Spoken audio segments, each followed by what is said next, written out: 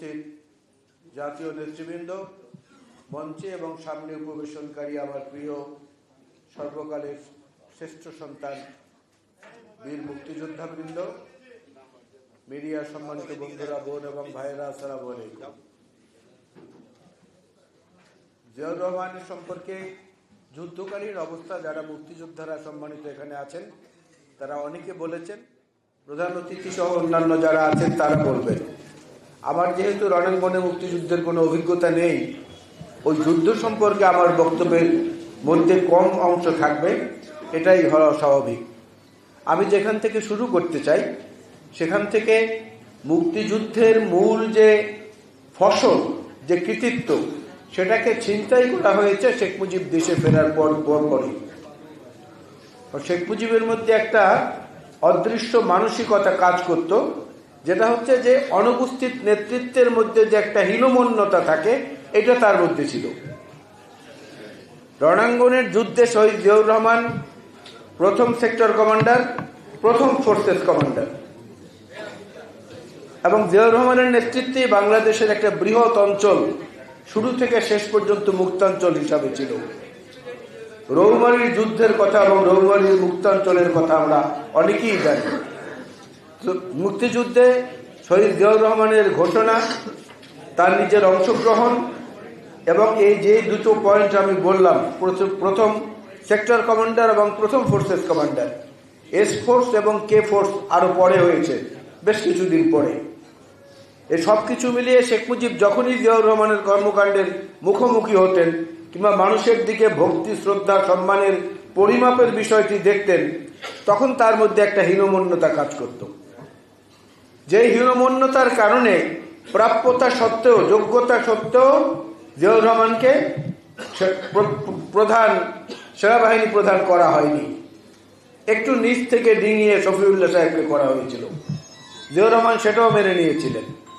মেনে নিয়ে উনি ওনার পেশায় যোগ দিয়েছিলেন। শেখ মুজিব যেদিন মুক্তিযোদ্ধাদেরকে প্রথম বললেন তোমরা যার যার কাজে ফেরত চলে যাও, সেই দিনই মুক্তিযুদ্ধকে গুরুত্বহীন করে দেওয়া হয়েছে। কারণ এই রণাঙ্গনের মুক্তিযোদ্ধাদের কাছ থেকে এবং সংগঠকদের কাছ থেকে যে পরামর্শ নেওয়ার প্রয়োজন ছিল একটা মুক্তিযুদ্ধের মূল ভাবাদর্শ ভিত্তিক রাষ্ট্র গঠনের জন্য, সেই জায়গাটাকে তিনি প্রথমেই কবর দিয়ে দিয়েছেন। যে ভোটের অধিকারের জন্য মুক্তিযুদ্ধের সূচনা হলো, ভোটের অধিকারকে অগ্রাহ্য করেছিল পাকিস্তানি ঔপনিবেশিক সরকার, সে অগ্রাহ্য করার প্রতিবাদে মুক্তিযুদ্ধের সূচনা হয়েছিল। সে ভোটের অধিকারটাকে প্রথম হরণ করলেন শেখ মুজিব এবং তার দলের লোকজনরা। ঢাকা বিশ্ববিদ্যালয়ের ব্যালট বাক্স ছিনতাই, অন্যান্য শিক্ষা প্রতিষ্ঠানের ব্যালট বাক্স ছিনতাই, কোথাও মুজিববাদী ছাত্রলীগের পরাজয়ের আশঙ্কা দেখলেই ভোটাধিকার সেখান থেকে কেড়ে নেওয়া হয়েছে। 1973-এর জাতীয় সংসদ নির্বাচন, যেটা সেই সংসদ নির্বাচনের ব্যাপারে আওয়ামী লীগের প্রতিষ্ঠাতাদের মধ্যে অন্যতম আবুল মনসুর আহমেদ, আজকে ডেইলি স্টার এবং প্রথম আলোর 2 সম্পাদকের বাবা, তিনি একজন আওয়ামী লীগের অন্যতম প্রতিষ্ঠাতা। তিনি বলেছেন যে আমরা বঙ্গবন্ধুকে বলেছি, আমরা শেখ মুজিবকে বলেছি যে কটি আসন পাবে বিরোধী দল, আপনার যে আকাশ সমান জনপ্রিয়তা, আপনি এদেরকে নির্বিঘ্নে নির্বাচনে অংশগ্রহণের সুযোগ দেন। শেখ মুজিব সেইটাও সহ্য করতে পারেননি। হেলিকপ্টারে করে ব্যালট বাক্স নিয়ে এসে মোস্তাককে বিজয়ী করা হয়েছে। আজকের অনুষ্ঠানের প্রধান অতিথির বাবাকে বন্দী করে রেখে তাকে পরাজিত ঘোষণা করা হয়েছে। নবম সেক্টরের কমান্ডার মেজর জলিলকে পরাজিত ঘোষণা করে সেখানে হরনাথ বাইন নামক একজনকে বিজয়ী ঘোষণা করা হয়েছে। অর্থাৎ যে ভোটের জন্য লড়াইটা আমরা করলাম, লক্ষ লক্ষ মানুষ জীবন দিল, হাজারো মা বোনরা তাদের সম্ভ্রম দিতে বাধ্য হলো, সেই ভোটের অধিকারটাকে সর্বপ্রথম পদদলিত করেছেন শেখ মুজিব নিজে। যেই বহুদলীয় গণতন্ত্রের জন্য, কথা বলার জন্য, মুক্ত বাতাসে নিঃশ্বাস নেওয়ার জন্য আমরা এই যুদ্ধটা করলাম, একটা রক্ত আপ্লুত মানচিত্র অর্জন করলাম, সেই বহুদলীয় গণতন্ত্রকে এবং কথা বলার অধিকারকেও প্রথম লাঞ্ছিত করলেন শেখ মুজিব। সমস্ত সংবাদপত্রগুলোকে বন্ধ করে দিলেন, সমস্ত রাজনৈতিক দলকে নিষিদ্ধ করে দিলেন, নিজের দল যেটা সেইটাকেও কবরে পাঠিয়ে শান বাঁধিয়ে সুন্দর করে স্থায়ী করে দিলেন যে আওয়ামী লীগ নামের দলেরও আর কোনো প্রয়োজন নেই। করলেন বাকশাল, সংবাদপত্রগুলো বন্ধ করে দিলেন। এই যে একের পর এক যে পদক্ষেপ, সেই পদক্ষেপেরই অনিবার্য পরিণতি ছিল 1975-এর আগস্ট। সাহস করে অনেকে অনেক কথা বলেন না। পূর্ব বাংলা শ্রমিক আন্দোলন নামে স্বরূপকাঠির পেয়ারা বাগানে, পিরোজপুরের পেয়ারা বাগানে প্রথম মুক্তিযোদ্ধাদের নিয়ে সশস্ত্র ট্রেনিং এর কাজটি শুরু করেছিলেন ইঞ্জিনিয়ার সিরাজ শিকদার।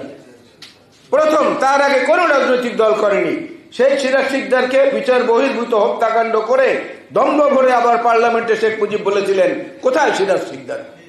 এই যে অনাচার, এই যে দুরাচার, এই যে একটা রাজতান্ত্রিক ব্যবস্থা, এটা বাংলাদেশের মানুষ প্রথম দেখেছে শেখ মুজিবের কাছে এবং তার সাঙ্গপাঙ্গদের কাছে। অনেক জিনিস আমরা তখন দেখেছি, দুর্ভিক্ষ দেখেছি, আমরা রক্ষী বাহিনী দেখেছি, প্রাইভেট বাহিনী তৈরি করে কিভাবে সেনাবাহিনীকে অবদমিত করা হয়েছিল, কিভাবে পার্শ্ববর্তী দেশের কাছে নিজেদের সার্বভৌমত্ব বন্ধক দেওয়ার ব্যবস্থা করা হয়েছিল 25 বছরের মৈত্রী চুক্তি করে। এই সবগুলো তার নেতৃত্বেই হয়েছিল। যেই কারণেই তার নেতৃত্বকে ছাপিয়ে সত্যিকার সৎ এবং দেশপ্রেমিকের নেতৃত্ব কার আছে মানুষ সেটা খুঁজেছে। খুঁজতে খুঁজতে পট পরিবর্তনের মধ্য দিয়ে যখন জিয়াউর রহমানকে পেয়েছে, তখন মানুষ তাকে বুকের মধ্যে জড়িয়ে নিয়েছে এবং বুকের উত্তাপ, হৃদয়ের ভালোবাসা, সম্মান, শ্রদ্ধা সবকিছু দিয়ে তাকে ভূষিত করেছেন, যেটার জন্য আগে পেছনে কোনো উপাধির প্রয়োজন হয় না। শেখ মুজিবের বঙ্গবন্ধু উপাধির জন্য 96 থেকে 2001-এ জাতীয় সংসদে থাকাকালীন আওয়ামী লীগ আইন পাশ করেছিল, আপনাদের মনে আছে, যে শেখ মুজিবের ছবিকে অসম্মান করলে এত দিনের জেল, শেখ মুজিব সম্পর্কে কটূক্তি করলে এত হাজার টাকা জরিমানা। আরে জিয়াউর রহমানের ছবি তো পাহারা দেয় বাংলাদেশের জনগণ। জিয়াউর রহমানের উপাধি দেওয়ার জন্য, উপাধিকে রক্ষা করার জন্য কোনো বাহিনীর প্রয়োজন হয় না। এই হৃদয়ের বনি কোঠায় যাকে স্থান দেওয়া হয় তার ছবি টানানোরও কোনো প্রয়োজন হয় না। যার প্রয়োজনও বিএনপি রেখেছে, 3-3বার দেশ পরিচালনার দায়িত্ব পেয়েছে। আমরা না জিয়াউর রহমানের নিহত হওয়ার দিনটাকে সরকারি ছুটি ঘোষণা করেছি, না তার নিহত হওয়ার দিনটিতে আমরা হরতাল পালন করেছি, যেটা আওয়ামী লীগ শেখ মুজিবের ব্যাপারে করেছে। অত্যন্ত সযত্নে আমরা এই বাংলাদেশের মানুষের হৃদয়ের এই রতনটাকে যত্ন করে রাখার চেষ্টা করেছি। পরবর্তী যে প্রজন্মের হাতে নেতৃত্ব গেছে তাদেরকেও সেইটাই শিক্ষা দিয়েছেন এবং তার পরবর্তী নেতৃত্ব বেগম খালেদা জিয়া শেখ মুজিবের মাজার জিয়ারত করেছেন, তারেক রহমান সাহেব শেখ মুজিবের মাজার জিয়ারত করেছেন। বেগম খালেদা জিয়া তার প্রতিটি বক্তব্যে সবার শেষে নিজের স্বামী এবং নিজের দলের প্রতিষ্ঠাতার নামটি বলতেন। তিনি বলতেন শেরে বাংলা একে ফজলুল হক, মৌলানা আব্দুল হামিদ খান ভাসানী, হোসেন শহীদ সরওয়ার্দী, শেখ মুজিবুর রহমান এবং জিয়াউর রহমান। মনে করে দেখেন, জাতীয় সংসদেও বলতেন, জাতির উদ্দেশ্যে ভাষণগুলোতেও বলতেন। অর্থাৎ সম্মান, একজনকে বড় করতে হলে তো আরেকজনকে ছোট করার প্রয়োজন নেই। কিন্তু আওয়ামী লীগের কথা হচ্ছে সবাইকে ছোট করে দাও, আমরা একা বড় থাকবো। বড় থাকতে থাকতে এমন অবস্থা হয়েছে শুধুমাত্র বাবার মূর্তি স্থাপন করার জন্য 10,000 কোটি টাকা খরচ করেছে সারা দেশে, আর 10 ঘন্টার মধ্যে সেগুলোকে ভেঙে চুরমার করে দিয়েছে মানুষ। শেখ হাসিনা বেগম খালেদা জিয়াকে বাড়ি ছাড়া করেছেন, বাংলাদেশের মানুষ আপনাকে আপনার গোষ্ঠী সহ দেশ ছাড়া করেছে। আমাদের কিছু করার প্রয়োজন হয় নাই। তারপরেও এদের হুঁশ হয় না, এখনো বিদেশে বসে কূপ দেন, বরিশালের ভাষায় বলে কূপ দেয়, কূপ দেয়। ভারতে বসে আসাদুজ্জামান খান কামাল গত পরশু বলেছেন কত বড় বেয়াদবি এবং কত বড় উদ্যত্ত। ওখানে বসে তিনি বলেছেন যে জুলাই আগস্ট বিপ্লবের মূলে নাকি সেনাবাহিনী এবং ইসলামী শক্তি। তাহলে আমাদের বিএনপির যে 500 মতো নেতাকর্মী নিহত হলো, আমাদের আগে যারা গুম হলো, খুন হলো, বেগম খালেদা জিয়ার বাড়ি ছাড়া হলো, তার আদরের সন্তান আরাফাত রহমান কোকো বিদেশে থেকে থেকে সরকারের অত্যাচারে, তারপর লাশ যখন আসলো তার মরদেহ, তখন বেগম খালেদা জিয়া 92 দিন ধরে গুলশান কার্যালয়ে বন্দী। এই ট্রাজিক ইতিহাস মানুষ কি এত তাড়াতাড়ি ভুলে যাবে? আসাদুজ্জামান খান কামাল আরো বলেছেন, ভারতকে তিনি আহ্বান জানিয়েছেন বাংলাদেশের বিচার বিভাগে হস্তক্ষেপ করার জন্য। ইন্ডিয়ান এক্সপ্রেস পত্রিকায় সাক্ষাৎকার উনি এটা বলেছেন। কত বড় উদ্যত্ত ওই ব্যাটা, নাকি আবার একটা মুক্তিযোদ্ধা। ও হচ্ছে একটা চুক্তি যোদ্ধা, চুক্তি করে হয়তো তখন সার্টিফিকেট নিয়েছে, নাহলে এত বড় কথা কেউ বলতে পারে আর এক দেশে বসে? আমার দেশের সার্বভৌমত্ব, আমার দেশের সতীত্ব সম্ভ্রম রক্ষার জন্য যেখানে এখনো মানুষ জীবন দিতে প্রস্তুত, সেখানে তার এই বক্তব্য কোনো ক্রমেই গ্রহণযোগ্য নয় এবং এটার জন্য তার বিরুদ্ধে সরকারের পক্ষ থেকে মামলা করা উচিত। আমি আমার বক্তব্য বেশি বাড়াবো না, এই এই বর্তমান বাংলাদেশের যে অবস্থা, যে প্রেক্ষিত, তাতে আমার কাছে কেন যেন মনে হয় ঝড়ের মধ্যে জাহাজ যখন পড়ে সেই জাহাজের জন্য একজন দক্ষ নাবিক প্রয়োজন, একজন ভালো মানুষের প্রয়োজন না। একজন সৎ মানুষ, একজন ভালো মানুষ, সারা পৃথিবীব্যাপী নাম কাম আছে, এরকম একজন মানুষ কিন্তু ওই জাহাজটাকে সামলাতে পারবেন না। ওই জাহাজটাকে সামলাতে হলে একজন এক্সপার্ট সেইলরের দরকার, একজন এক্সপার্ট ক্যাপ্টেনের দরকার। যে রত্ন ভান্ডারটা একমাত্র বিএনপির কাছে আছে, কারণ বিএনপি দেশ পরিচালনা করেছে। মেজর হাফিজ পানি সম্পদ মন্ত্রণালয়ের দায়িত্বে যখন ছিলেন, ভারতের সাথে পানি চুক্তির ব্যাপারে যে দৃঢ়তা, যে অনমনীয়তা, তার মাধ্যমে বিএনপি দেখিয়েছে বাংলাদেশের ইতিহাসে এটা বিরল। শহীদ জিয়াউর রহমান বীরুত্তম প্রথম পানির অভিন্ন নদীর পানি ভাগাভাগি নিয়ে জাতিসংঘে প্রস্তাব উত্থাপন করেছিলেন। পরবর্তী আওয়ামী লীগ সরকার শুধু দিয়েছে দিয়েছে দিয়েছে, আর তাদের ভণ্ড পররাষ্ট্রমন্ত্রী বলেছে ভারতের সঙ্গে আমাদের স্বামী স্ত্রীর সম্পর্ক। এবং শেখ হাসিনা পার্লামেন্টে বলেছেন ভারতকে যা দিয়েছি তারা সারা জীবন মনে রাখবে। কেন ভারত? কেন ভারত হোক, চীন হোক, পাকিস্তান হোক, মার্কিন যুক্তরাষ্ট্র হোক, যে কোনো দেশ হোক পৃথিবীর, সবার সঙ্গে আমাদের সম্পর্ক হবে সাম্যের ভিত্তিতে। আমার দেশের মর্যাদা, তার দেশের মর্যাদা, দুটোকে যখন সমান্তরাল করা হবে তখনই মাত্র তাদের সঙ্গে আমাদের বন্ধুত্ব হবে। মুক্তিযুদ্ধ যদি আমরা করতে পারি, মুক্তিযুদ্ধের পরবর্তী প্রজন্ম আবার সেই যুদ্ধ করার জন্য প্রস্তুতি নেই, এমন গ্যারান্টি তো আমরা দেই নাই, এমন নিশ্চয়তা আমরা কাউকে দেই নাই। আর ছোট বন্ধুদেরকে বলবো, আমাদের ছোট ভাই যারা, আমাদের সন্তান সম যারা, আপনারা পাকা ফলটাকে ঝাঁকি দিয়ে দ্রুত ফেলেছেন একটু। 15-16 বছর ধরে আমরা সর্বাত্মক ত্যাগের মাধ্যমে, বিশেষ করে জিয়া পরিবার, বেগম খালেদা জিয়া, তার 2 পুত্র এবং তিনি নিজে, যে অবর্ণনীয় কষ্টের মধ্য দিয়ে এই ফ্যাসিস্ট হাসিনার পতনের ব্যাপারে একাগ্র, দৃঢ়চিত্ত এবং কঠোর ছিলেন মানসিকভাবে, তারই ধারাবাহিকতায় একটা পর্যায়ে এসে আপনারা গাছে জোরে নাড়া দিয়েছেন, ফলটা 2 দিন আগে পড়েছে। না হলে এই ফল পড়তো, এই ফ্যাসিস্ট থাকতে পারতো না, এটা নিশ্চিত। হয়তো আরো কিছুদিন সময় লাগতো। তার অর্থ এই না যে আপনারা সব কৃতিত্ব নেওয়ার চেষ্টা করবেন এবং যাদের আরো অবদান এখানে আছে তাদেরকে তুচ্ছ তাচ্ছিল্য করবেন। এটা কখনো কাম্য হতে পারে না, কখনই কাম্য হতে পারে না। আপনারা কেন সরকারে গেলেন? আপনারা আন্দোলনের মধ্যে ছিলেন, আন্দোলনের চাপ সৃষ্টি করেই তো দাবি আদায় করা আরো সহজ হতো। সরকারে আপনারা যেহেতু গিয়েছেন, আজকে সাধারণ মানুষের মধ্যে প্রশ্ন আসছে যে এই যে বৈষম্য বিরোধী ছাত্র আন্দোলনের পক্ষ থেকে যারা সরকারে অংশগ্রহণ করেছেন, তারা যে সারা দেশে ঘুরছেন, হেলিকপ্টারে করে কম্বল দিচ্ছেন, টাকা দিচ্ছে কে? তারা যে রাজনৈতিক দল করার জন্য বৈঠক করছেন, মিটিং করছেন, খোলা জিপের মধ্যে দাঁড়িয়ে 2 হাত তুলে মাইলের পর মাইল অতিক্রম করছেন, সেখানে এসপি আছে, সেখানে ডিসি আছে, কে নির্দেশ দিল তাদেরকে এসপি ডিসির প্রোটোকল দেওয়ার জন্য? কারা টাকা দিচ্ছে তাদের এই দল গঠনের জন্য? এই প্রশ্ন করলেই অপরাধ হয়ে যাবে। এই প্রশ্ন করার অধিকার তো সবার আছে। প্রশ্ন করতে পারে নাই বলেই কিন্তু মায়েরা, বোনেরা, মুগ্ধরা, স্নিগ্ধরা সবাই কিন্তু রাস্তায় নেমে মা পানি দিয়েছে, মা শুশ্রূষা করেছে, সন্তান জীবন দিয়েছে। তারা দেখিয়ে দিয়েছে যারা মরতে জানে তাদেরকে মারা যায় না, তারা প্রমাণ করেছে।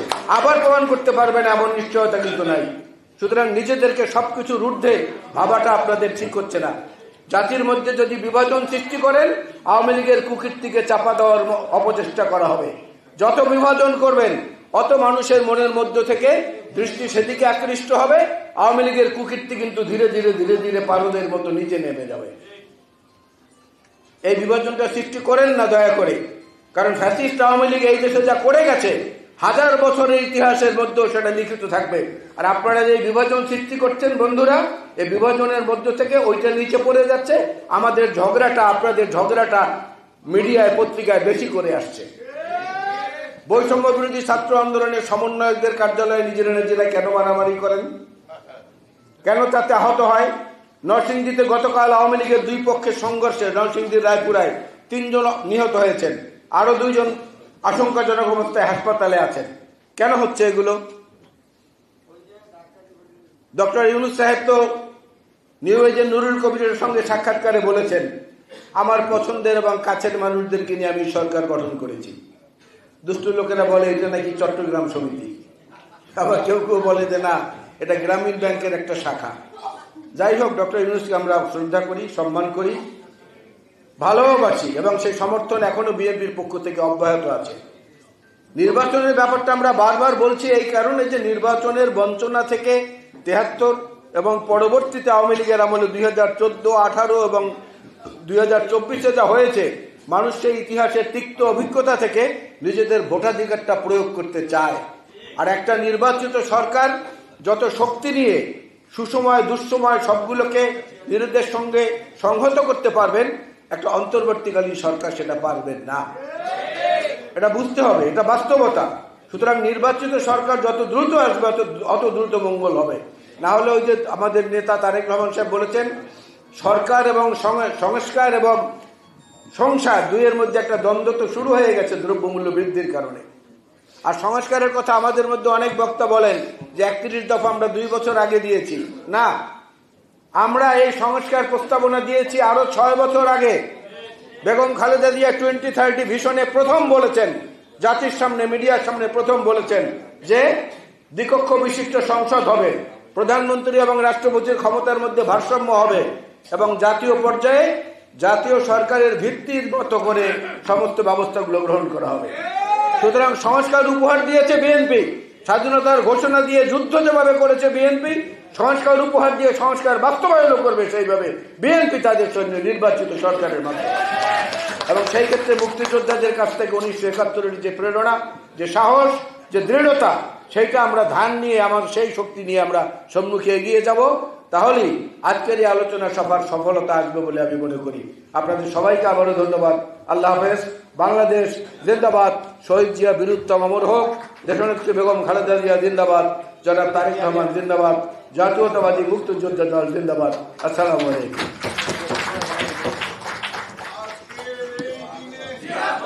থাক, হলে হলে স্লোগান নাই দে, স্লোগান দিব রাস্তায়, হলে না, হলে না, হলে না, প্লিজ। থ্যাংক ইউ, ধন্যবাদ আলাল ভাইকে। লড়াইটা কিন্তু শুরু হয়েছিল খুনি হাসিনার বিরুদ্ধে।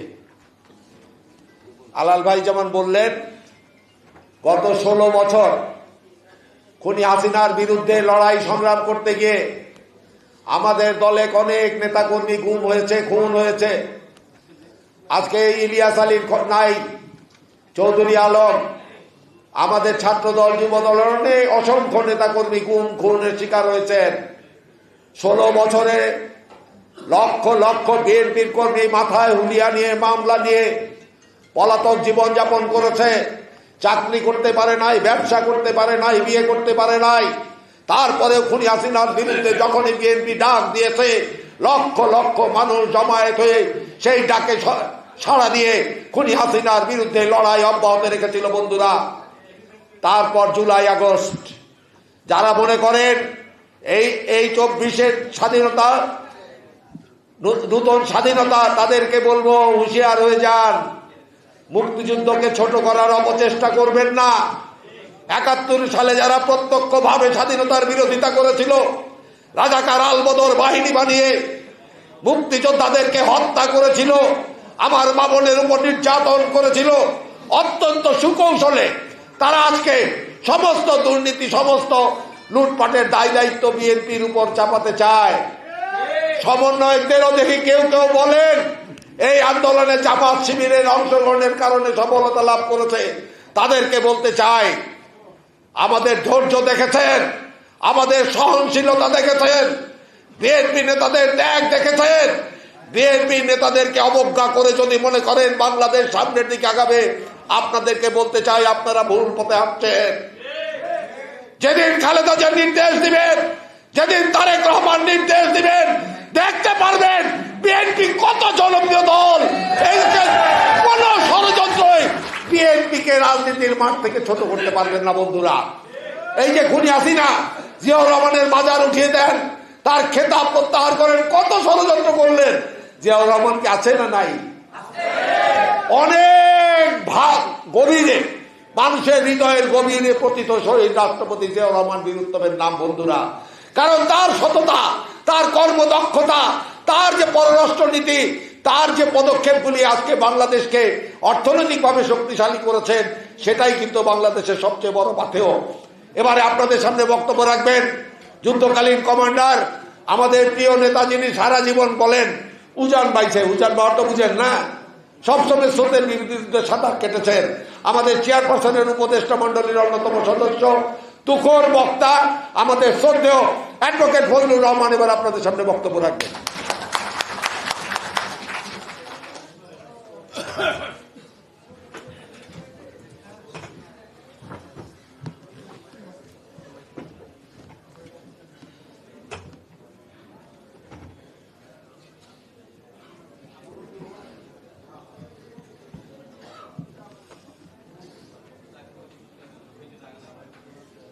সম্মানিত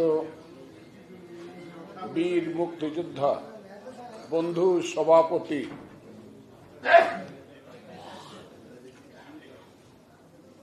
শহীদ পরিবারের সন্তান, যার ভাই শহীদ বীরুত্তম কুড়িগ্রামে যিনি শুয়ে আছেন,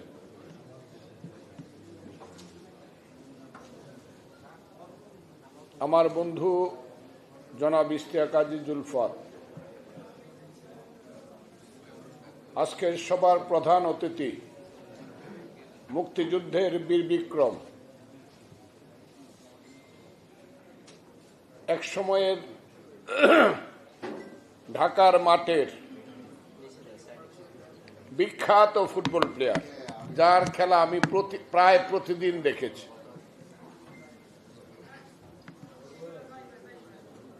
আজকের বাংলাদেশের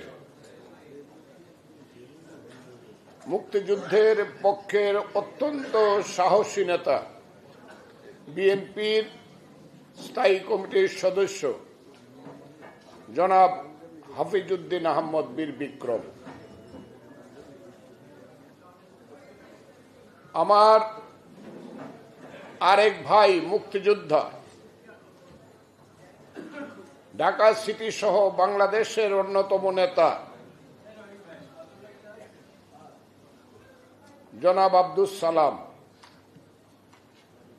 অত্যন্ত সুমিষ্ট কণ্ঠে সুমধুর বক্তৃতা যিনি করেন যুক্তিপূর্ণ, জনাব মোয়াজ্জেম হোসেন আলাল,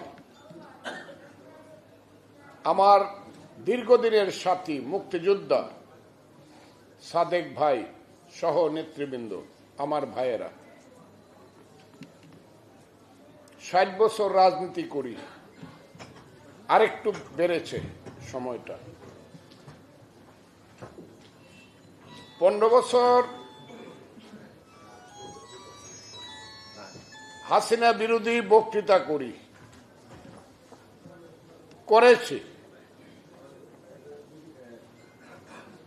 এবং আমার মনে হয়েছে যদি আমি বেশি উদ্যত না হয়ে থাকি, আমি অত্যন্ত বিনয়ের সঙ্গে বলতে চাই, শেখ হাসিনার অপশাসন, দুঃশাসন, ফ্যাসিস্ট শাসন, এই কুশাসনের বিরুদ্ধে, তার অত্যাচার, অবিচার, নিষ্ঠুরতার বিরুদ্ধে আমি আমার জীবনে সমস্ত চেতনাকে ঐক্যবদ্ধ করে যে দুঃসাহসের সঙ্গে ফ্যাসিস্ট হাসিনা সরকারের বিরুদ্ধে বক্তৃতা করেছি, ইতিহাস একদিন প্রমাণ করবে সেটা। ইতিহাস প্রমাণ করবে। প্রতি মুহূর্তে মনে করেছি গুলি খেয়ে মরে যাব, অথবা ইলিয়াস আলীদের মতো গুম হয়ে যাব,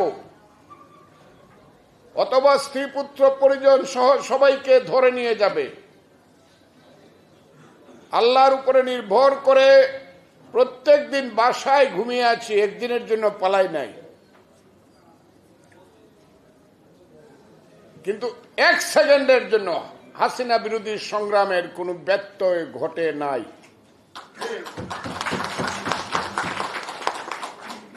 আজকে এখানে দাঁড়িয়ে আমি বলেছি প্রথম, এই বাংলায় শুধু বেলি চামেলি আর জুঁই ফুল ফুটে না, এদেশে রক্ত গোলাপ, রক্ত জবাও ফুটে। আমার বক্তব্যটা বোধহয় আপনারা এই কথাগুলো শুনেছেন। এদেশে শুধু কোকিল ডাকে না, এদেশের জঙ্গলে রয়্যাল বেঙ্গল টাইগারও ডাকে।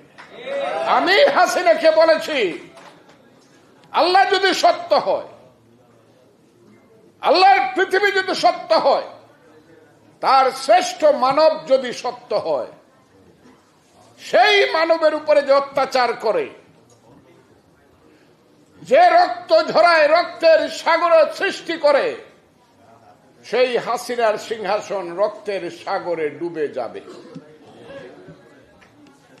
শেষ মুহূর্তে 24 ঘন্টায় আমি বলেছি, 4 আগস্ট দুপুর 2টা আমি বলেছি আগামী 24 ঘন্টার মধ্যে শেখ হাসিনা চলে যাবে। তাকে উত্তর সিরানা করা হয়েছে, মুসলমানের মৃত্যুর আগে যেটা করানো হয়, তার সরকার উত্তর সিরানা হয়ে গেছে। এবং আমি বলেছি আমরা খেলবো ঠিকই, কিন্তু শেষ খেলাটা আল্লাহ খেলবে। আপনারা আমার বক্তব্যগুলো দয়া করে একটু যদি পারেন, এটা মিথ্যা না সত্য বলছি, একটু শুনে দেখেন। আমি বলছি শেষ খেলাটা আল্লাহ খেলবে। হ্যাঁ, এবং শেষ খেলাটা 5ই আগস্ট। আল্লাহ বলছে এখন হারুলের ডিমটাকে আমি একটা টিপ দিব, তোমরা থামো। আমরা থেমে গেলাম। 45 মিনিট সময় দিল Allah, either you fly or you die. এই ইংরেজিটাও আমার, either you fly or you die. ও ভীরু কাপুরুষ, তাই সে উড়ে গেল, মরতে পারলো না। আমি হইলে মরতাম। এখন আমি বলবো, যার কথা বলার জন্য, যাকে স্মরণ করার জন্য এসেছি, তার পরিচয় কি? তার নাম জনাব জিয়াউর রহমান। তার বাড়ি গাবতলী। ওনার বাড়িতে আমি গেছি, মহামানবের বাড়ি হয়তো এরকম বাড়ি হয় না। 2 পুরুষ যাবত একটা ইট লাগে না এই বাড়িতে। নিজে রাষ্ট্রপতি ছিলেন, স্ত্রী 3 বার প্রধানমন্ত্রী ছিল। এই বাড়িটা দেখলে মনে হয় উনিই মহামানব, জিয়াউর রহমানই মহামানব।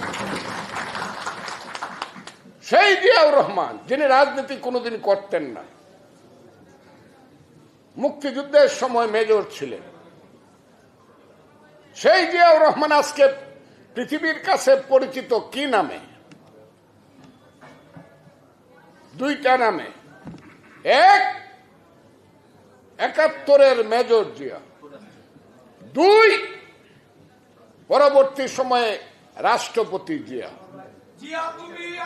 No no no no no no, রাষ্ট্রপতি জিয়া। কোন জিয়ার মাধ্যমে জিয়ার পরিচয় হলো? কোন জিয়া ইতিহাসে বৃহৎ অবদান রেখেছেন এবং ইতিহাসের সন্তান হয়েছেন? সেই জিয়ার নাম হলো major Zia. I do hereby declare the independence of Bangladesh. সেই জিয়া হলো ইতিহাসের জিয়া।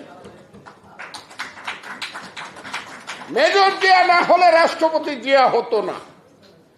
আমি কথাটা সত্য, আপনাদের চুপ করে রইলেন। কথাটা হাসা কইছি না, আমি মেজর জিয়া হয়েছিল বলে রাষ্ট্রপতি জিয়া হয়েছে। মেজর জিয়া কেন হয়েছিল? মেজর জিয়ার জীবনে একটা গোল্ডেন চান্স আসছিল। সেই গোল্ডেন চান্সের নাম হলো মুক্তিযুদ্ধ। কথাটা ঠিক না বেঠিক আপনারা? মুক্তিযুদ্ধ। সেই মুক্তিযুদ্ধেরই অমৃতের সন্তানের নাম হলো মেজর জিয়া। আজকে আমি সব কথায় যাব না, সবাইকে ইতিহাস থেকে রাখাও যাবে না, বাধা দেওয়া যাবে না আমার কথা। তবে একটা কথা সত্য, মুক্তিযুদ্ধ না থাকলে জিয়াউর রহমান থাকবে না। আমরা যে আন্দোলনটা করছি, গত 15 বছর হাসিনা বিরোধী যে আন্দোলনটা করছি, আন্দোলনের মূল কথা কি ছিল? আমরা যে মুক্তিযুদ্ধটা করছিলাম, মুক্তিযুদ্ধের মূল অভিব্যক্তি কি ছিল? মুক্তিযুদ্ধের মূল অভিব্যক্তি ছিল ৭০-এর নির্বাচনের রায়, গণতন্ত্রের রায় হিয়া খান মানে নাই, ভোটের রায় মানে নাই। সেই কারণে সেই রায় মানানোর জন্য যুদ্ধ হয়েছিল। আর হাসিনার বিরুদ্ধে যুদ্ধ করছিলাম। হাসিনা 14 সনে ভোট করে নাই, 153টা পার্লামেন্ট সিট সে বিনা ভোটে জয়লাভ করছে বলে কুখ্যাতি অর্জন করেছিল। 18 সনে দিনের ভোট রাতে করে নিশিরাতের এমপি বানিয়েছিল। আর 24 সনে আমি আর ডামিন নির্বাচন করেছিল। কথাটা ঠিক না বেটি? আমরা সেই গণতন্ত্র, 36 বছর যে যুবকের বয়সে একটা ভোট দিতে পারে নাই। আমি মরে যাব, 77 বছর বয়স, আমি 3টা নির্বাচন গেল, একটা ভোট দিতে পারি নাই। এখানে যারা বসে আছি সব একরকম। 2008-এর ইলেকশন ছিল সবচেয়ে বিতর্কিতদের একটা। আমি আপনাদেরকে বলি একটা কথা, প্রথম এবং প্রধান দাবি ছিল গণতন্ত্র দেও। গণতন্ত্র মানে ভোট দেও, সঠিক ভোট করো। কথাটা ঠিক না বেটি? শেখ হাসিনা যদি সঠিক ভোট 14 সনে করত, আমরা কি তার বিরুদ্ধে এত আন্দোলন করতাম? শেখ হাসিনা যদি তত্ত্বাবধায়ক সরকার বাতিল না করতো, আমরা কি তার বিরুদ্ধে এত আন্দোলন করতাম? করতাম না। শেখ হাসিনা ক্ষমতায় থাকার জন্য মানুষের সমস্ত গণতান্ত্রিক অধিকারকে গলা টিপে হত্যা করেছে। সেই কারণে ওই স্বৈরাচারের বিরুদ্ধে সারা বাংলার মানুষ খেপেছে। কথাটা ঠিক না বেটে?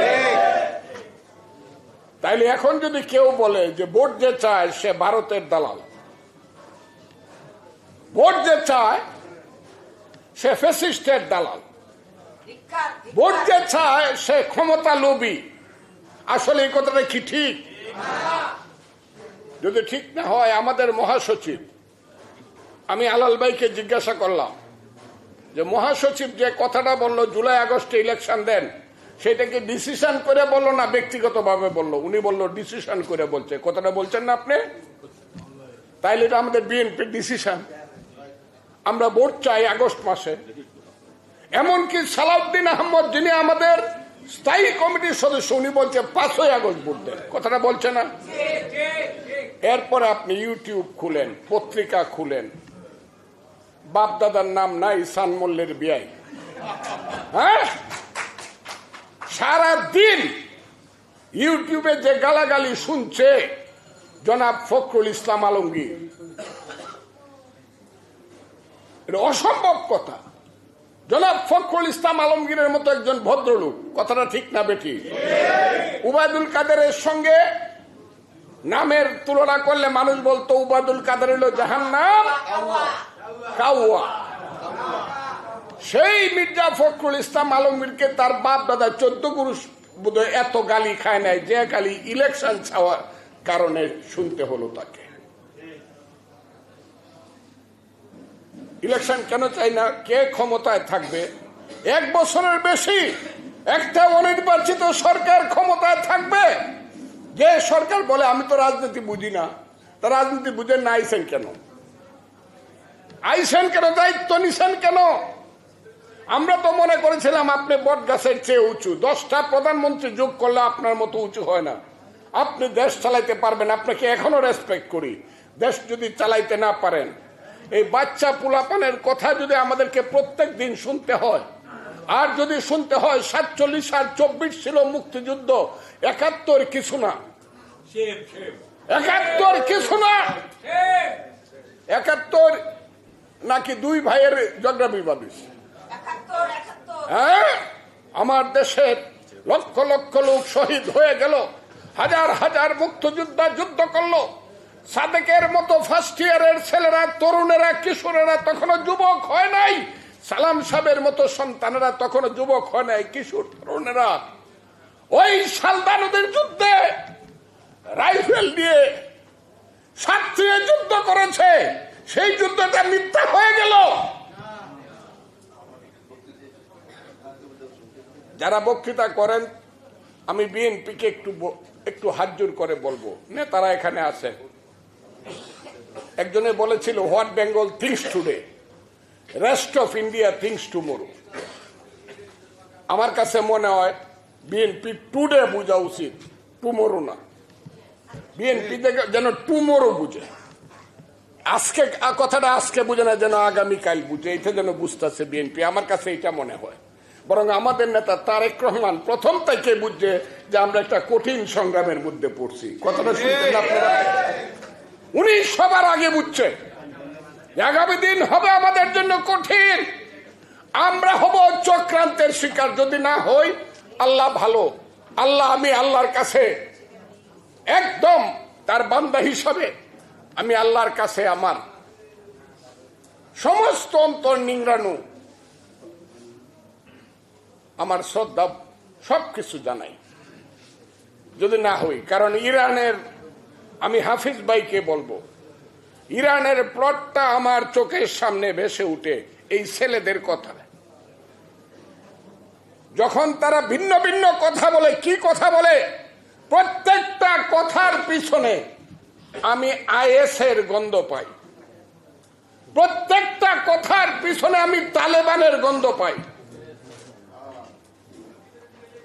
কাজেই যদি না বুঝেন তাহলে ইরানের অবস্থা হবে, বনি সদরের অবস্থা হবে বিএনপি। লেখা রাখেন, আমি কইলাম। বনি সদর বুঝেন? বনি সদরের পিছনে পিছনে আন্দোলন করিয়া আয়াতুল্লাহ খুমেনিরা ইরানে প্রতিষ্ঠিত হইল, এবং বনি সদরের নেতৃত্বে আন্দোলন করে ইরানের শাহকে তাড়াইল। কিন্তু 1 বছর পরে ওই আয়াতুল্লাহ খুমেনিরা বনি সদরের একটা লাত্তি দিল, লিবারেল ডেমোক্রেটিক পার্টিকে একটা লাত্তি দিয়া নিজেরা বসে আছে 41 বছর, 44 বছর। এখন বনি সদর হবেন না জিয়াউর রহমান হবেন, চিন্তা করে দেখেন। জিয়াউর রহমান হলে পরে মুক্তিযুদ্ধকে ধরতে হবে, মুক্তিযুদ্ধের ব্যাপারে কোনো আপোষ করা যাবে না। কথাটা কি? মুক্তিযুদ্ধের ব্যাপারে কোনো আপোষ করা যাবে না। আমাদের ছেলেরা বড় হোক, এরাই নেতা হোক যারা ক্ষমতায় আছে, কিন্তু সঠিক কথাটা তারা বলুক, মুক্তিযুদ্ধকে তারা স্বীকার করুক। কথাটা কি আপনারা বুঝতে পারছেন?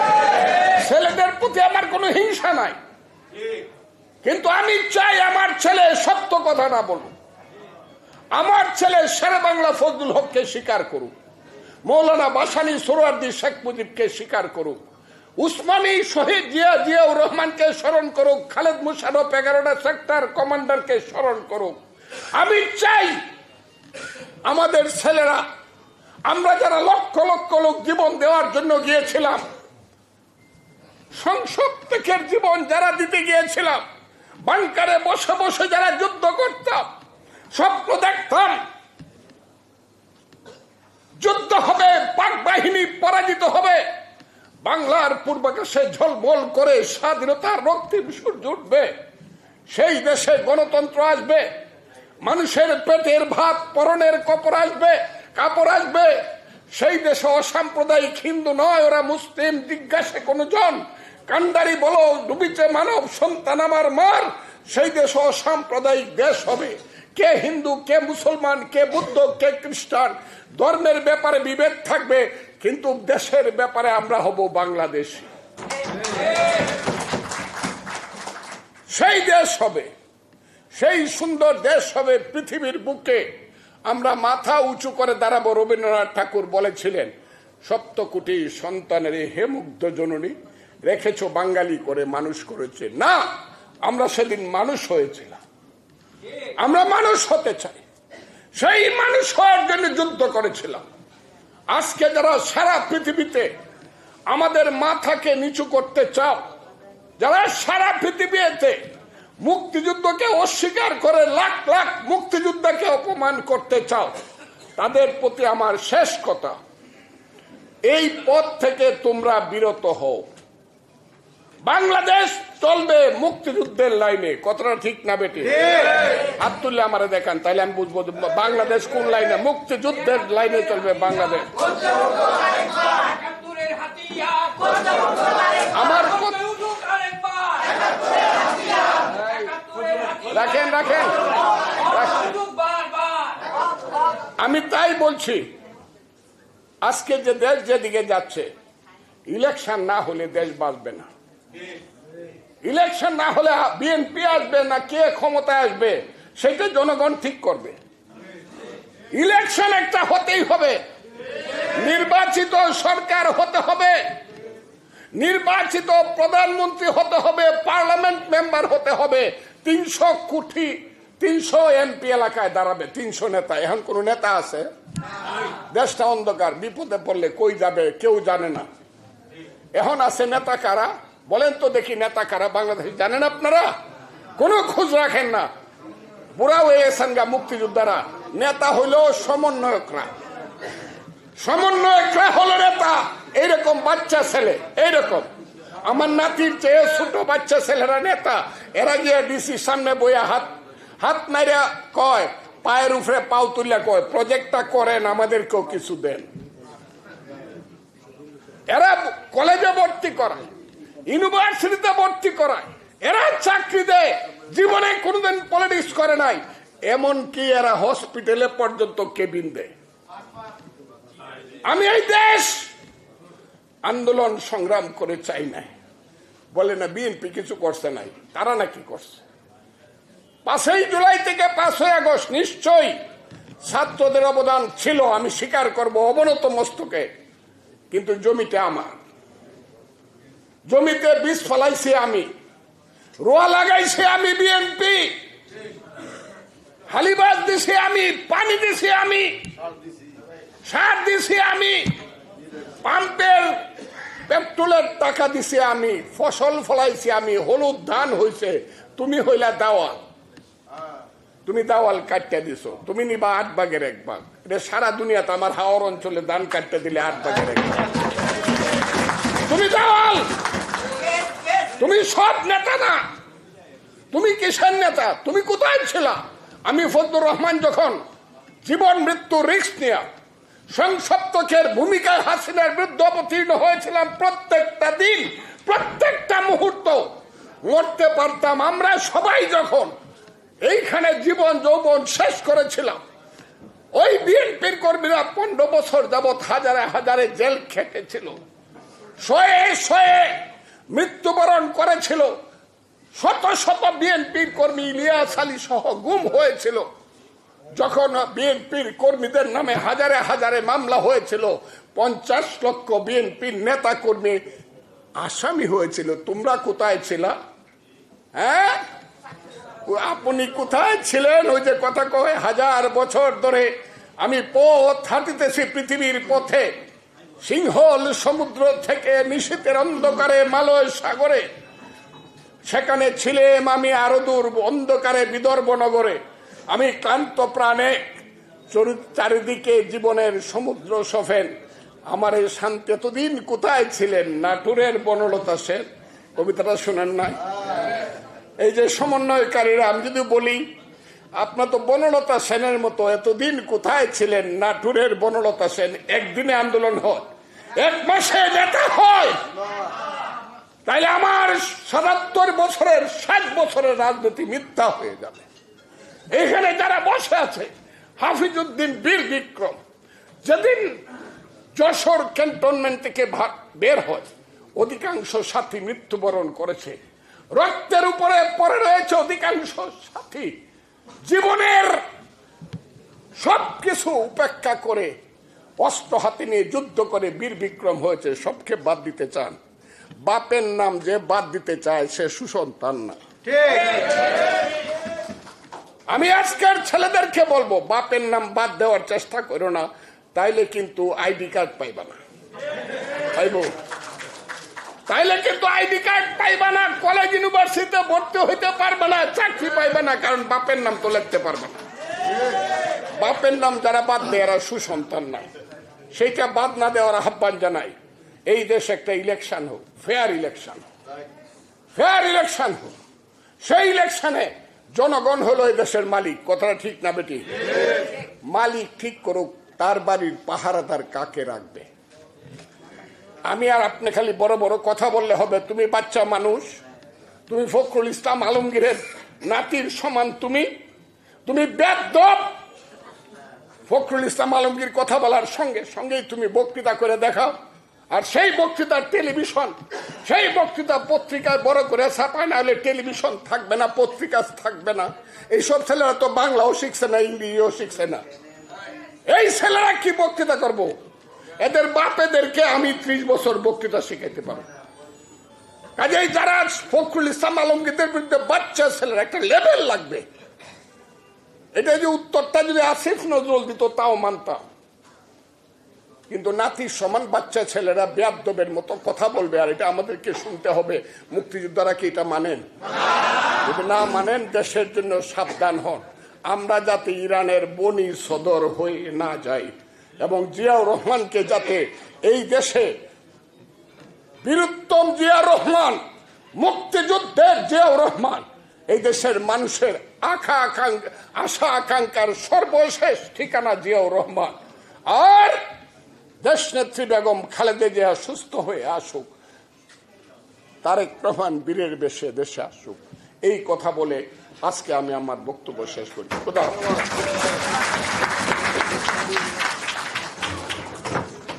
ধন্যবাদ ফজলু ভাইকে।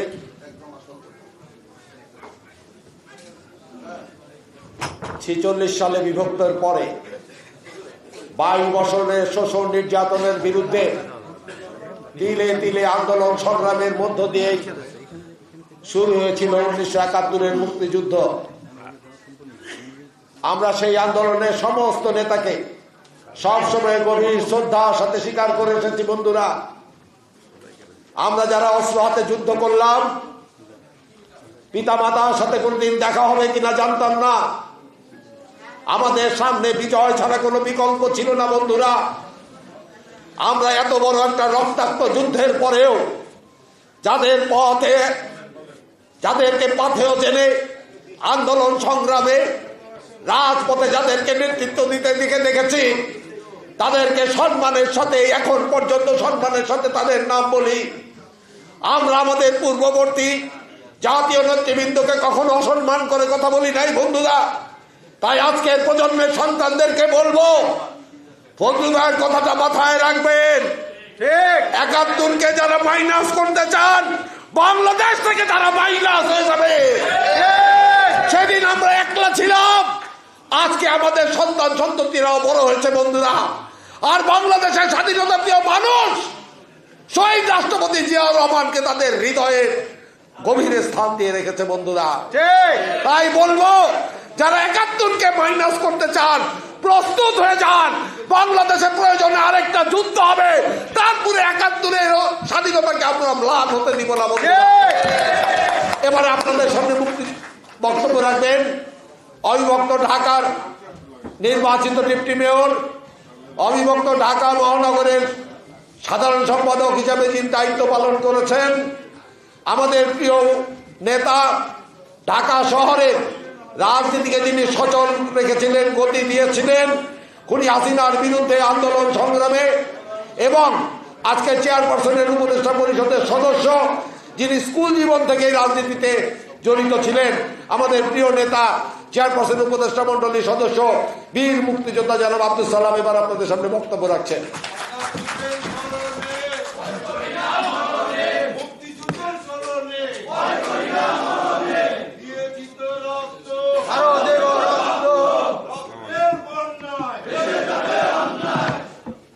ভাই, আর কত মরবেন, আর কত রক্ত দিবেন?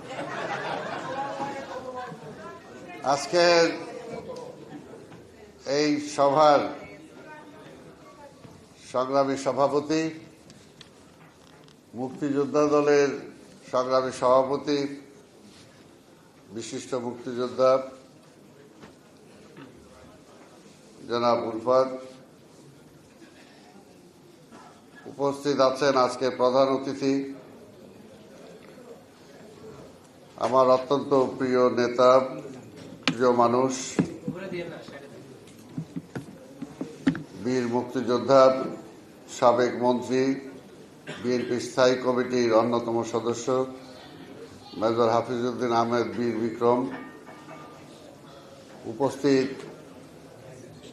এইমাত্র যার জ্বালাময়ী বক্তব্য শুনলেন, আমাদের বিএনপির উপদেষ্টা কাউন্সিলের অন্যতম সদস্য সাবেক ছাত্রনেতা জনাব ফজলুর রহমান, উপস্থিত আছেন আরেকজন তুখোর নেতা, সাবেক যুব নেতা, বিএনপির চেয়ারপারসনের উপদেষ্টা কাউন্সিলের সদস্য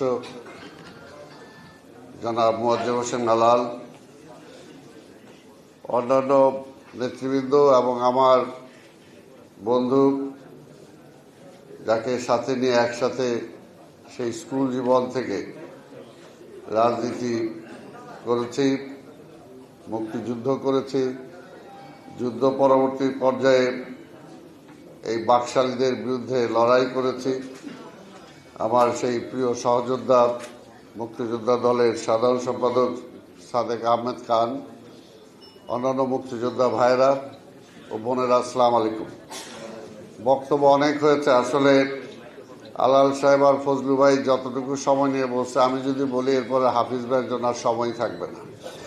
তা আমি চেষ্টা করব দু একটি কথা বলেই শেষ করার জন্য। আসলে ফজলু ভাইয়ের কথা শুনে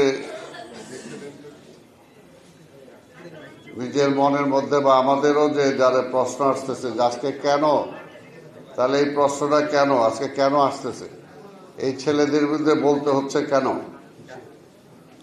কারণটা কি, বিশ্লেষণ করলে অন্যরকম দাঁড়ায়। সেদিকে আমি যাচ্ছি না। ওই যেটা বললাম যে আমরা খালি রক্তই দেব, শহীদই হব, আর ভোগ কি অন্যরাই করবে, আর রাষ্ট্রটাকে অন্যদিকেই নিয়ে যাবে। কাজে সেটার জন্য সবচেয়ে বড় যেটা প্রয়োজন, যে ব্যক্তির জন্মদিন উপলক্ষে আমরা এখানে আজকে সমবেত হয়েছি আলোচনার জন্য, শহীদ রাষ্ট্রপতি জিয়া রহমান এই দেশের আবির্ভাব ঘটেছিল যখন শেখ মুজিবুর রহমান পাকিস্তানিদের কাছে সারেন্ডার করে চলে গেছিলেন। সেই মুহূর্তে তার আবির্ভাব ঘটেছিল এবং সেই সময় তিনি সাহসিকতার সাথে তার দায়িত্ব, অর্পিত দায়িত্ব তিনি পালন করেছিলেন, মুক্তিযুদ্ধের ঘোষণা দিয়েছিলেন। আবার দেশটা যখন চলছিল না, এই দেশের মানুষ খেতে পাচ্ছিল না, দুর্ভিক্ষ সৃষ্টি হয়েছিল, চুরি, বাটপারি, লুটপাট সবকিছু শেষ হয়ে গেছিল, রাজনীতিকে ধ্বংস করে দেওয়া হয়েছিল এবং দেশের স্বাধীনতাও যাই অবস্থায় ছিল। ঠিক তখনই কিন্তু আবার এই শহীদ রাষ্ট্রপতি জিয়া রহমানের কে এই দেশের রাষ্ট্র ক্ষমতায় নিয়ে আসা হয়েছিল এবং তিনি এই জাতিকে একটি দিক নির্দেশনা দিয়ে সামনের দিকে এগিয়ে নিয়ে গেছিলেন। তা আমরা যদি আজকে চিন্তা করি, সেই দুইটা সময় যদি জিয়া রহমানের আবির্ভাব না ঘটত বা ৭ই নভেম্বরে যদি জিয়া রহমানের কাছে ক্ষমতা না আসতো, তাহলে কি হতো? তা আমরা কি এই সময়টা, এই প্রশ্নটার উত্তর ফজলু ভাইয়ের কাছে ড্রয়িং রুমে নেব, আমি এখানে না। তো স্বাভাবিকভাবেই আমরা দেখেছি যে ক্ষমতা এখানে একটা বিশাল ব্যাপার। ক্ষমতায় যে আসবে, যেটা ফজলু ভাই বললেন, জিরানের যে উদাহরণ দিলেন, এটা তো বাস্তব। তাই কাজে ক্ষমতাটা এখানে বিশেষ ব্যাপার।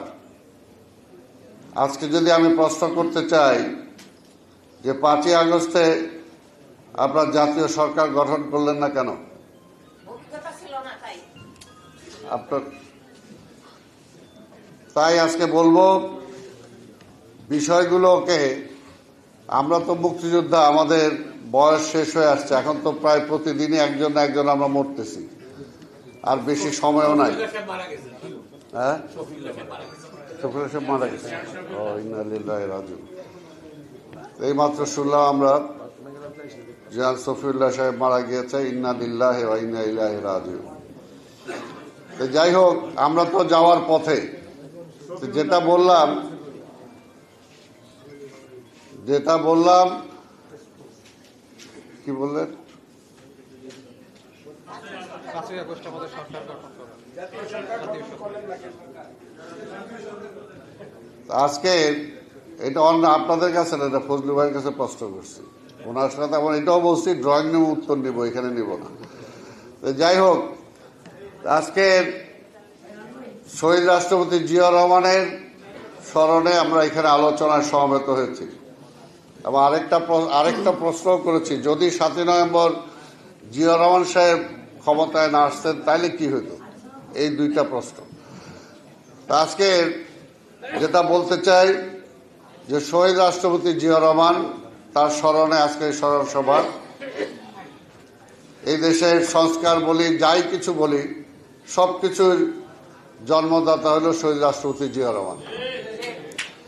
জিয়া রহমান আজকের এই সরকারের মতো তাকায় থাকে নাই, বলে নাই আমরা এতদিন সময় দেন, এই দেন ওই দেন। কারণ জিয়া রহমান সাহেব যখন রাষ্ট্র ক্ষমতায় আসেন তখন কমপ্লিটলি একটা খারাপ অবস্থায় তিনি ক্ষমতায় আসছেন। সেনাবাহিনীতে হাফিজ ভাই আছে, সেনাবাহিনীতে কোনো ডিসিপ্লিন নাই, কু কাউন্টার কু, পুলিশের মধ্যে কোনো শৃঙ্খলা নাই, ছাত্রদের মধ্যে পড়াশোনা নাই, শৃঙ্খলা নাই, ব্যবসায়ীরাদের চরম অবস্থা, এই দেশের রিলিফ ওই সীমান্তের ওপারে বিক্রি হচ্ছে, তাই না, চরম একটা অবস্থায়, এবং বৈদেশিক নীতি সব কিছু মিলে একটা বিশৃঙ্খল অবস্থায় দেশ ছিল।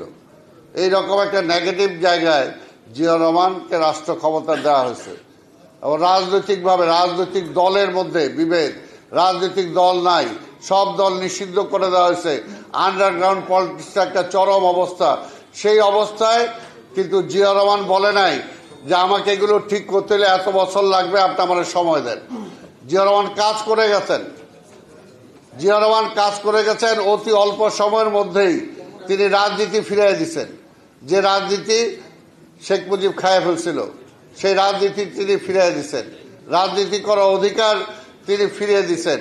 তো সেই কারণেই বলবো যে আজকের এই সরকার যারা আজকে আছে, আবার মাঝে মাঝে একটু গোস্সাও করে, আবার মাঝে মাঝে একটু ধমকও দেয়, মাঝে মাঝে ধমকও দেয়। আরে ভাই গোস্সা করেন কেন?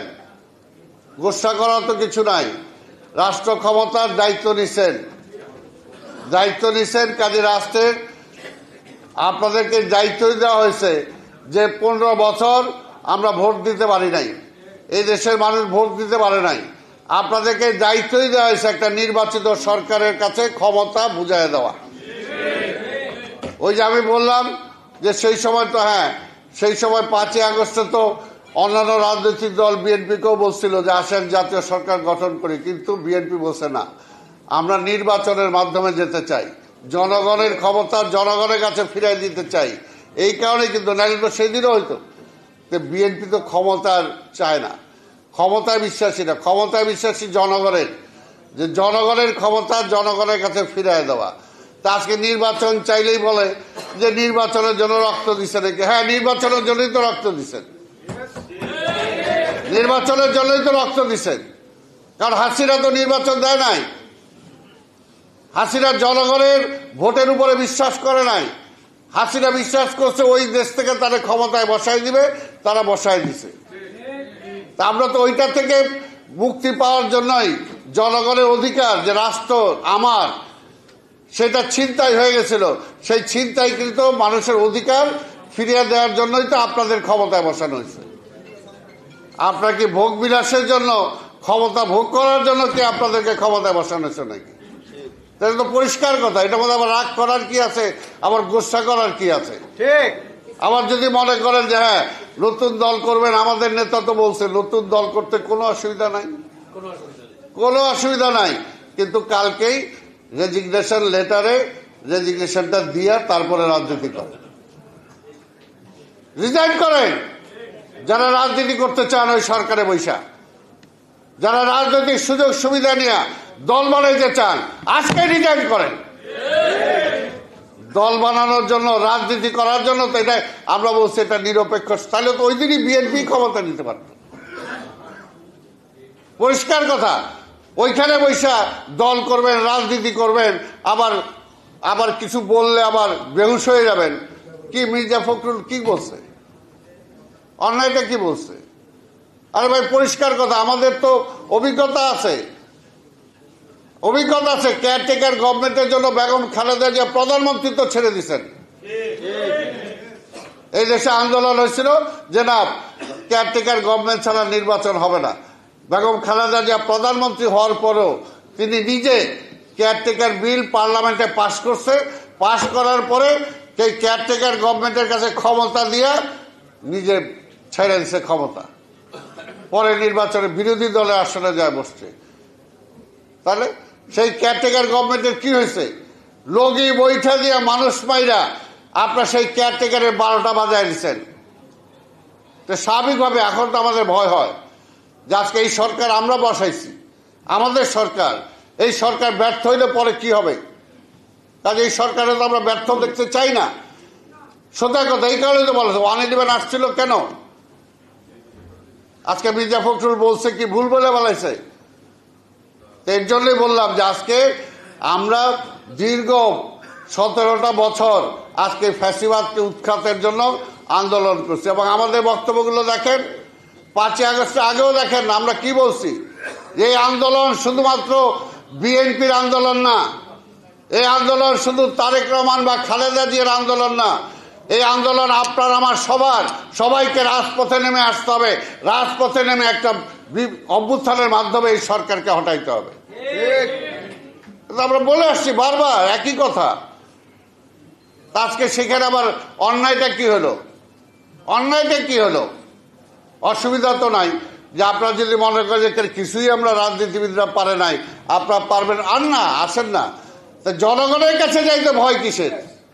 হাসিনাও জনগণের ম্যান্ডেট দিতে ভয় পাইছে, আপনারাও জনগণের ম্যান্ডেট দিতে ভয় পান। কারণটা কি রে ভাই? তাহলে তো পরিষ্কার, তাহলে আমরা যেটা বলি, তাহলে কি আবার ওই পরাজিত ফ্যাসিবাদ হাসিনার এই ক্ষমতায় আনার জন্য কি ষড়যন্ত্র হচ্ছে কিনা? পরিষ্কার কথা।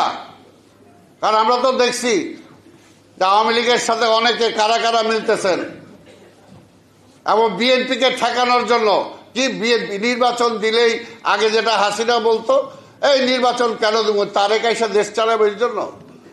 আজকে বলে নির্বাচন দিলেই তো বিএনপি, আরে তাহলে জনগণের উপরে এদের আস্থা নাই। আমরা কি বিএনপি জোর করে ভোট দেওয়ার সুযোগ আছে? আর ডক্টর ইউনূস এখন সরকার প্রধান, মন্ত্রী হলেন আপনারা, তা আমরা জোর করে কিভাবে ভোট নিব রে ভাই? তা পাবলিক যদি ভোট দেয় বিএনপিকে, আপনার অসুবিধাটা কি? তার অসুবিধা বিএনপির, ওই যে হাসিনারও অসুবিধা ছিল, জনগণ ভোট দিলে বিএনপি চলে আইব, এদেরও অসুবিধা। তাহলে কি একই জায়গায় সূত্র? তাইলে তো সেই জায়গায় আমাদের মনে প্রশ্ন আসে, ভয় হয়। কিন্তু পরিষ্কার কথা ভাই, বুঝেন নাই এত কিছুর পরেও এই বিএনপিকে ঠেকানোর জন্য কি না করছেন? বেগম খালেদা জিয়াকে মেরে ফেলার চেষ্টা করা হয়েছে, এখনো তিনি পরিপূর্ণ সুস্থ হন নাই। তারেক রহমানকে মেরে ফেলার জন্য ষড়যন্ত্র হয়েছে, আমাদের অসংখ্য হাজার হাজার কর্মীদেরকে মেরে ফেলা হয়েছে, এখনো ইলিয়াস আলী, চৌধুরী আলম সহ অনেক গুম করা হয়েছে, তাদেরকে আমরা ফিরে পাই নাই। আর বিএনপির লগে আওয়ামী লীগের মিলান, আর বিএনপির কি কন্ট্রিবিউশন সেটা নিয়ে প্রশ্ন করেন। নিজেরা দেখেন 2 দিন আগে কি ছিলেন, 1 সপ্তাহ আগে কোথায় ছিলেন। এখনো জনগণ বিএনপিকেই প্রশ্ন করে, কিরে ভাই দেশটা কোথায় যাইতেছে? আপনাদেরকে প্রশ্ন করে না। আপনারা তো কালকে বাদে পরশু রিজাইন করলে চলে যাবেন, কেউ আপনার ঠোকাও দিবেন আপনার দরজায়। কিন্তু বিএনপি সরকারে থাকুক আর বিরোধী দলে থাকুক, মানুষ এসে বিএনপিকেই জিজ্ঞেস করে। কারণ বিএনপির জন্মই দিয়েছে জিয়া রহমান এই দেশটাকে রক্ষা করার জন্য, গণতন্ত্রকে রক্ষা করার জন্য, স্বাধীনতাকে রক্ষা করার জন্য, মানুষের মৌলিক অধিকারকে রক্ষা করার জন্য। আর বিএনপি সেই দায়িত্ব পালন করছে। কে চাইলো কে চাইলো না তাতে কিছু আসে যায় না। বিএনপি দায়িত্ব পালন করতেছে, বিএনপি দায়িত্ব পালন করবে, তা আমরা করে যাচ্ছি। আর ওই যে বললাম ক্ষমতার লোভও বিএনপিকে দেখায় না, আর সেটার জন্য ধমকও বিএনপিকে দিয়েন না। শুধু আওয়ামী লীগ না, আওয়ামী লীগের যে বন্ধু প্রতিবেশী, তারও বন্ধু আছে যারা বাইরে, এই সবার সাথে লড়াই করেই 17 বছর ধরে আমরা টিকে আছি। বলে যে বিএনপি কি করছে, ফিরায় দেন না 17 বছর, আমার চৌধুরী আলমকে ফিরায় দেন, ইলিয়াস আলীকে ফিরায় দেন, অসংখ্য শহীদ হয়েছে যারা তাদেরকে ফিরায় দেন, গুম হয়েছে যারা তাদের ফিরায় দেন, সেই মায়ের বুকে ফিরায় দেন তাদেরকে। বড় বড় কথা বলেন। আজকে বিএনপির সাথে আওয়ামী লীগের মিলায়, উমুকরে মিলায়, আবার অনেকে সৎ, বেশি সৎ হয়ে যায়। সতের নকশা আমরা দেখছি, কারা দখল করতেছে, কি দখল করতেছে, সবকিছু আছে। সব দোষ হলো খালি বিএনপি। আরে ভাই, দখল করলে আপনারা ধরেন না কেন? ক্ষমতায় আছেন আপনি, দোষ দেন বিএনপি রে। ক্ষমতায় আছেন আপনি, সেই পূজা মণ্ডপ পাহারা দিতে হয় বিএনপিকে। ক্ষমতায় আছেন আপনি, তারেক রহমানকে নির্দেশ দিতে হয়, খবরদার সারা দেশে কোনো অরাজকতা হবে না।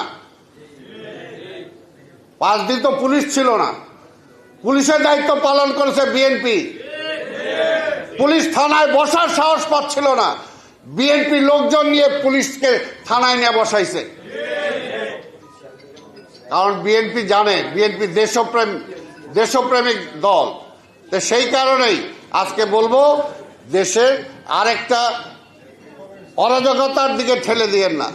আমরা বুঝতে পারতেছি না, কয়েকদিন ধরে জনগণের মধ্যে একটা প্রশ্ন চলে আসছে, কিরে ভাই, দেশটা আবার কোন দিকে যাচ্ছে, কি হচ্ছে, কেন আজকে এই অবস্থাটা? আমরা তো একটা নির্বাচনই চাইছি, অন্য কিছু তো চাই নাই। তো নির্বাচন চাওয়াটা কি অপরাধ নাকি? নির্বাচন চাই, নির্বাচনের জন্যই সব, নির্বাচনের জন্যই সব, মানুষের ভোটের অধিকারের জন্যই সব। রাষ্ট্র পরিচালনা কে করবে সেটা আপনারা কয়েকজন মিলে ঠিক করবেন না, সেটা জনগণ ঠিক করবে। কাজেই জনগণের ম্যান্ডেট দিতে ভয় পাওয়ার তো কোনো কারণ নাই, আমরা তো বুঝি না এটা। তাই ভাইয়ের আমার, আজকে পরিষ্কার কথা, যদি সরকারে যারা আছেন, সরকারে বৈশা যদি দল করতে চান, তাহলে আপনাকে আগে রিজাইন করতে হবে, পরিষ্কার কথা। আর সরকারি ব্যবস্থাপনা নিয়ে কোন দল বানাইবেন, সেটাও হবে না। নিরপেক্ষ থাকেন, নির্বাচন করেন, নির্বাচন পর্যন্ত থাকেন। আর নির্বাচনের আগেই যদি নিরপেক্ষতা হারান, তাহলে রিজাইন করেন। রিজাইন করে যারা নিরপেক্ষ থাকতে পারবে তাদেরকে সরকারে নেন। আমরা বিশ্বাস করি ডক্টর ইউনূসকে, আমরা বিশ্বাস করি, তার উপর আমাদের আস্থা আছে। কিন্তু আপনার আশেপাশে এই সমস্ত নিয়ে চলবে না। যারা উল্টাপাল্টা কথা বলবে, যারা আন্দোলনকারী দল, যারা বিএনপি সম্পর্কে উল্টাপাল্টা কথা বলবে, সেটাও কোনোভাবে হবে না। তাহলে পরিষ্কার তাদেরকে বলেন যে তারা যায় সরকার ছাইরা তারা বাইরে যায়, রাজনীতি করুক।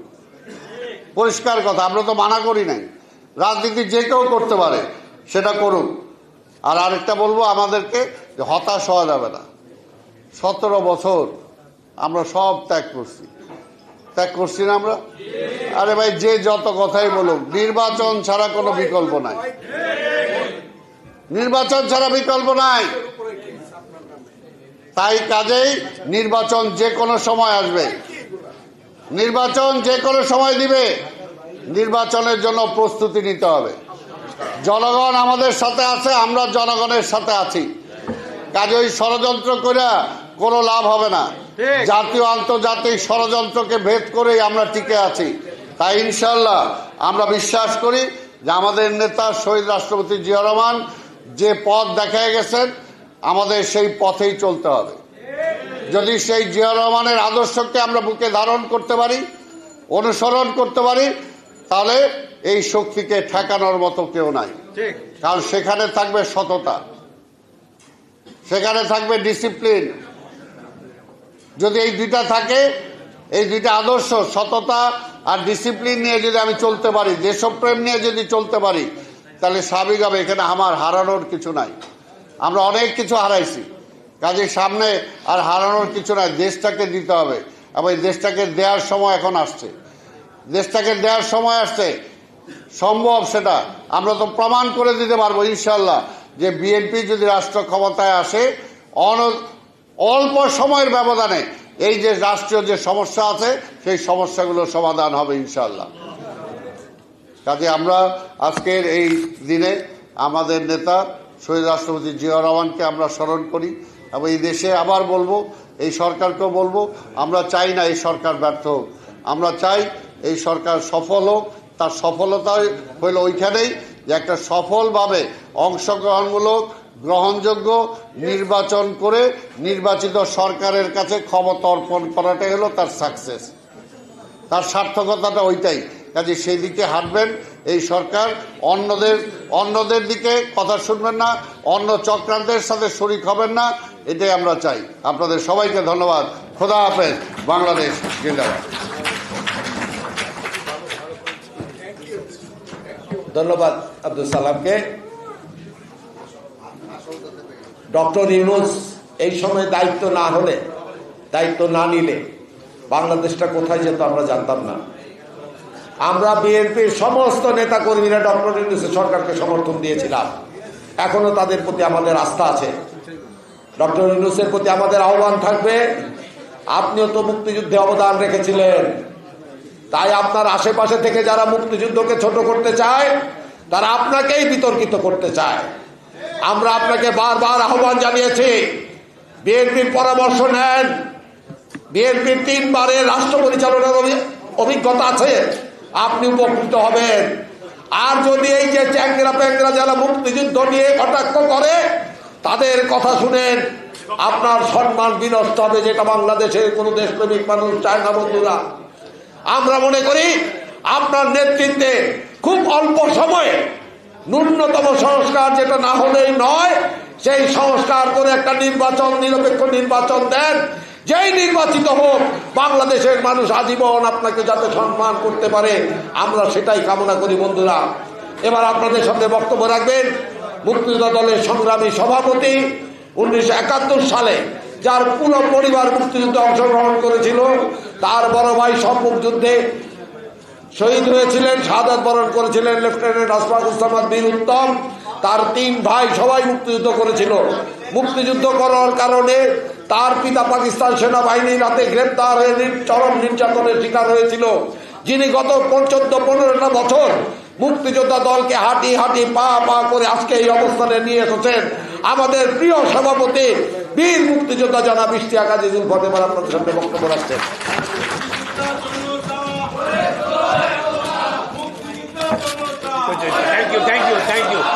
Thank you.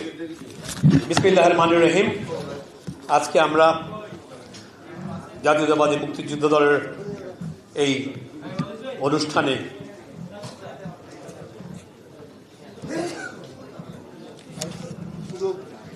শহীদ জিয়ার ৭৯তম জন্মদিনে ৮৯তম তার সম্বন্ধে দুটো কথা বলার জন্য এবং দেশের দুটো কথা বলার জন্য আমরা একত্রিত হয়েছি। আমাদের প্রধান অতিথি আজকে মেজর হাফিজউদ্দিন আহমেদ বীর বিক্রম, নেতৃবৃন্দ এবং আমার মুক্তিযুদ্ধের ভাইয়েরা, সম্মানিত মিডিয়ার ভাই বোনেরা, আমার প্রজন্মের ভাই ভাতিজারা, আসসালামু আলাইকুম। মোটামুটি সব কথাই বলা হয়ে গেছে, আমি খালি 1টা কি 1.5 মিনিট সময় নেব, কারণ আমরা এখন অধীর আগ্রহে অপেক্ষা করব তারপরে যখন উনি আমাদের প্রধান অতিথির কথা শুনবার জন্য।